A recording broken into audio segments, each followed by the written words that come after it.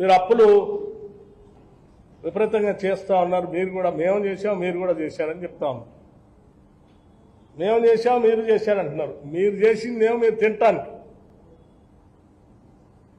మేము చేసిందే మీరు తెచ్చిన అప్పులను ఆ అప్పు అసలు వడ్డీ కట్టడానికి అప్పు చేస్తున్నాం. ఉదాహరణకి మేము ఇప్పటికల్లా 54,118 కోట్లు అప్పు చేశాం ఎఫ్ఆర్బిఎం లిమిట్ ప్రకారం. కానీ తిరిగి కట్టింది, అప్పు కట్టింది, ఇవన్నీ కూడా చేసింది దేనికంటే ఈ 10 నెలల్లో 11 నెలల్లో 66,772 కోట్లు అప్పు వడ్డీ కలిపి కట్టాం. అంటే తీసుకున్న అప్పే సరిపోక ఇంకా రాష్ట్ర ప్రభుత్వం ఇచ్చే ఆదాయాన్ని కూడా కలిపి మీరు తెచ్చిన అప్పు మీరు తినడానికి మేము కట్టింది 66,722 కోట్ల రూపాయలు. ఒకసారి ఆలోచన చేయండి. 66,722 కోట్ల రూపాయలు ఇప్పటికల్లా మేము ఈ బ్యాంకులకి మిగతా వాటికి హార్డ్ క్యాష్ ని కట్టింది.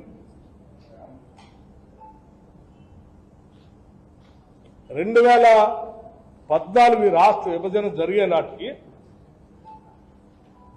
సంవత్సరానికి రాష్ట్ర ప్రభుత్వం బ్యాంకులు కట్టే అప్పు కానీ లేకపోతే వడ్డీ కానీ అసలు కానీ కలిపితే 6,400 కోట్ల రూపాయలు ఉండేది. సంవత్సరం మొత్తానికి 6,400 కోట్ల రూపాయలు మాత్రమే ఉండేది.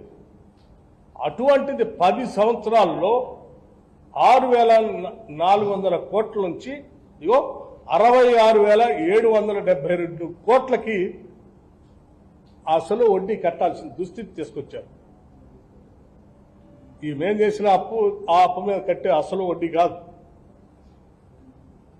మహానుభావులు 10 ఏళ్లు చేసినటువంటి అప్పుకి మేము కడుతున్నట్టు. ఇది ఈ లెక్క కూడా దాస్తే దాగేది. ఎందుకంటే మేమంతా బ్యాంకులు కట్టేది లెక్క ప్రకారం ప్రతి నెల బ్యాంకులో కంప్యూటర్స్లో ఆర్బీఐ ద్వారా స్పష్టంగా ఉంటుంది. ఎవరికైనా డౌట్ ఉంటే తీసుకోవచ్చు. ఇది పరిస్థితి. ఏమండి, ఇంత భారం రాష్ట్ర ప్రజల మీద వేసి ఇంకా తగుదనమ్మా అనుకుంటూ బదాన్ని పడి గాయ గాయ గాయ అని అరుస్తూ ఉన్నారు. ఓ పక్కన కేటీఆర్, ఇంకో పక్కన హరీష్ రావు. దేనికి?